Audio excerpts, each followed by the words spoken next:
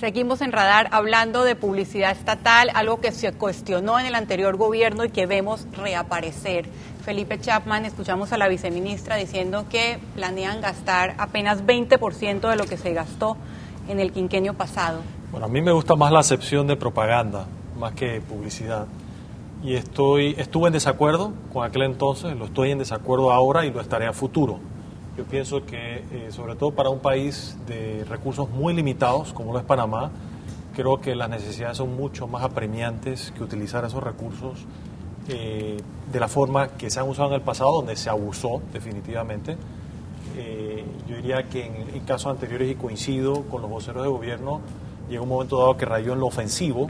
Ahora mismo es una etapa inicial que yo más bien lo llamaría un poco decepcionante, porque realmente teníamos esperanza de que eso se iba a eliminar.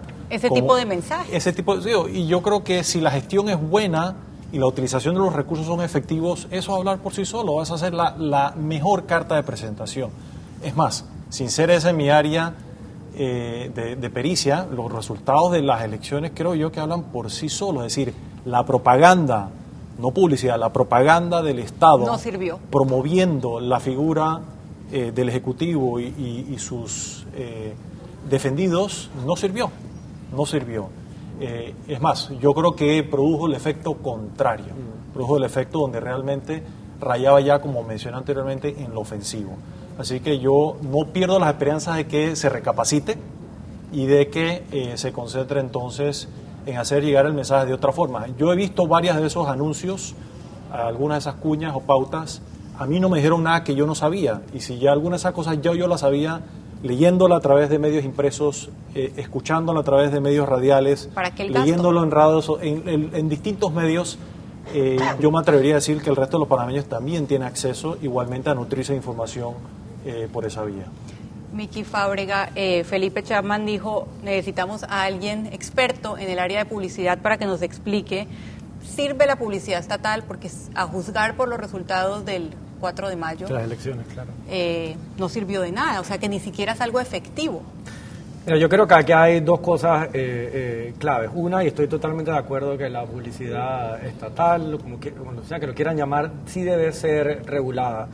De hecho, yo pienso que Panamá, siendo tan pequeño, debería tener algún tipo de institución que regule la publicidad, porque la realidad es que el alcance de la publicidad es enorme, que me lleva a mi segundo punto, y es el uso, el tono y manera de la publicidad.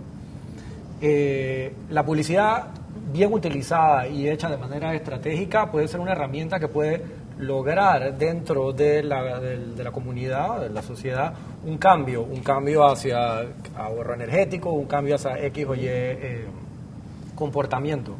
Pero la contracara de eso es como quien dice simplemente hacer publicidad por hacer publicidad y enseñar los logros y enseñar como quien dice los íconos. En ese sentido, y por eso creo que fue que no funcionó con la campaña electoral, lo que estaban mostrando era estos íconos, estos grandes logros. Más bien a través de mensajes bien pensados, mensajes estratégicos, una estrategia bien hecha, la publicidad podría lograr más bien como inspirar al pueblo. Entonces yo creo que eso fue un poquito como que lo que vimos en la campaña electoral, que más bien lo que pasó del lado del ingeniero Varela fue que, aunque era mucho menor, los mensajes inspiraban. Cosas como el agua, este tipo de cosas, eran mensajes que como que movilizaban a la sociedad hacia cierta dirección. Mientras que logro, lo que hace es un efecto contrario, que más bien da ganas como de pegarle a la persona que está mencionando tantos logros. Lo que hemos visto, y posiblemente por eso ha llamado tanto la atención desde el punto de vista negativo, es esta primera pauta, como tú lo has llamado, esta primera campaña muy parecida a las del anterior gobierno, con la excepción, como dijo el doctor Ritter, del cierre. No hay un cierre de Juan Carlos Varela presidente, pero igual dice línea 2 del metro, 120 a los 65, y a eso voy, Carlos. Sí, final, no solamente el cuánto, sino el qué. El qué se dice es también importante. No, al final no hay mucha diferencia entre este tipo de propaganda y la propaganda 3-4 meses antes de las elecciones. Es muy similar a la propaganda política. Entonces yo creo que es tiempo de recapacitar. Yo creo que este es un gobierno que ha demostrado capacidad de recapacitar y eliminar ese tipo de propagandas. Si aspiramos a ser un país de primer mundo, como siempre andamos mencionando, usted va a un país de primer mundo, usted nunca va a ver una propaganda de este tipo. No existen este tipo de propaganda. Solo mensajes Esto institucionales. es votar el dinero. La ciudadanía al día siguiente, la opinión pública, condenaría ese tipo de propaganda y tendría que desaparecer. Y tendría que desaparecer también el publicista que la hizo. Pero nosotros no. Fui yo. Sí, no. Fuiste tú. Pero nosotros no, nosotros nos quedamos tranquilos, vemos la propaganda, los colores y por Twitter alguna gente se queja, pero ahí se está votando el dinero. Y al final no sabemos ni cuánto dinero es el que se vota. En el gobierno anterior no sabemos cuánto dinero realmente se gastó en todo tipo de publicidad. Nosotros necesitamos transparencia en este sentido, y límites y topes al gasto y regular el contenido, que fue lo que señaló el amigo. Regular el contenido. ¿En qué se puede gastar? Mira lo que dice la norma aquí. ¿Cuál debe ser el fin de la publicidad? Una norma de Perú. Informar la ejecución de los planes y programas a cargo de las entidades, así como para la promoción de la educación y la cultura en todas sus expresiones. Promover la participación ciudadana y la difusión de leyes. ¿Usted cuándo ha visto que difundan una ley a través de una publicidad oficial? Bueno, Eso pero no ese es mi existe. punto, que Sí. bien utilizada, sí es una herramienta sumamente Sí, claro, poderosa, sí se puede definitivamente. utilizar para, o sea, manejar un país es una cosa muy particular, porque tienes que agarrar y tienes que poner a todo el mundo de acuerdo, lo que es virtualmente imposible. La publicidad tiene la posibilidad de poder hacer eso. Obviamente tienen que ser mensajes sumamente bien construidos, pero la publicidad tiene la posibilidad de inspirar. Lo que pasa es que la publicidad ha sido toda la vida utilizada más bien como para vender claro. cosas que no necesariamente son cosas que se necesitan. Sí se puede usar. estamos de Manuel acuerdo Domínguez, en- ustedes estamos de hablaron acuerdo. de transparencia y todavía no hemos podido saber, por ejemplo, esta primera parte de la campaña, ¿cuánto costó? Sí, eso nosotros lo anunciamos desde que nos lo preguntaron, $200,000. O 200. sea, eso es, no tenemos ningún problema con divulgar eso, no, eso es parte de nuestro atributo de gobierno. Yo estoy fundamentalmente de acuerdo con lo que se está planteando aquí. Nuestra publicidad no va a tener promoción de funcionarios, va a ser muy orientada a temas como ahorro energético, temas muy puntuales, digamos, y de vez en cuando, obviamente, algo de visión del presidente de lo que está haciendo, porque al fin de cuentas no es tan cierto que porque uno lo ve en radio, en Twitter, ya todo el mundo lo sabe. La opinión pública no funciona así. La opinión pública es muchísimo más compleja. Todavía la gran mayoría de panameños no ve televisión, no ve noticias, ni tiene cuentas de Twitter ni smartphone. O sea que vivir bajo la creencia de que lo que pasa en Twitter es el país, o lo que solamente pasa en el noticiero es el país, no es cierto, es falso. Cuando tú vas a otros estratos sociales te das cuenta que la televisión sigue siendo un medio importante de comunicación. Por eso que no se puede descartar, porque algún gobierno lo usó mal, ahora no puedes agarrarlo y simplemente descartarlo. Hay que hacerlo mejor, sí, de acuerdo. Nosotros estamos completamente abiertos a esas recomendaciones. Me parece excelente lo que Carlos está planteando de la regulación. Me gustaría después sentarme contigo a verlo. Y de nuevo, es un tema de uso del recurso, no del recurso per se, porque publicidad sí usan en Estados Unidos y bastante. Viceministra, ustedes han hablado de una contención del gasto y este anuncio de contención del gasto ha venido amarrado primero con la primera campaña, también con que continúan los subsidios y también con otro tema que vamos a tratar después, con que aumentaron el tope del gasto público, del déficit fiscal, quiero decir. ¿Hay coherencia en esos dos mensajes? Primeramente, nosotros tenemos que recordar que nosotros recibimos un gobierno el 1 de julio, en el cual cuando se hicieron los cálculos de lo que teníamos, eran 3.2% de déficit fiscal, muy por encima del tope permitido por ley al 1 de julio. El gobierno responsablemente hizo varias acciones, ¿no? La primera acción fue la contención del gasto.